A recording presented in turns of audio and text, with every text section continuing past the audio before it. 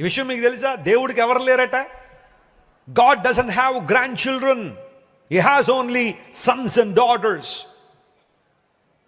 ఇప్పుడు యేసు ప్రభువుని అంగీకరించగానే నేను దేవుని యొక్క బిడ్డనయ్యాను.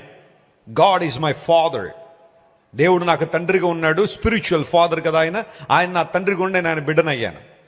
ఇప్పుడు నా కుమార్తె ధన్య ట్రైఫోజా యేసు ప్రభువుని అంగీకరిస్తే నేను దేవునికి కొడుకును కాబట్టి లేదా కుమారుని కాబట్టి నా కూతురు దేవునికి ఏమవ్వాలా చెప్పండి? ఏమవ్వాలా? మనవరాలు అవ్వాలా. కానీ దేవుడు ఎప్పుడైనా నా మనవరాలా ధన్య అన్నడా? అలా అండో. నా కూతురా అంటాడు ఆమెను కూడా. మరి నేను కొడుకైనప్పుడు నా కూతురు మనవరాలు అవ్వాలిగా. దేవుడు తన బిడ్డలతో కలిగి ఉన్న బంధం ఎంత గొప్పది అంటే, నువ్వు ఎవరివైనా సరే దేవుడికి మనవడో మనవరాళ్ళు లేరు, అందరూ కొడుకులు కూతుళ్ళే. We are all god children.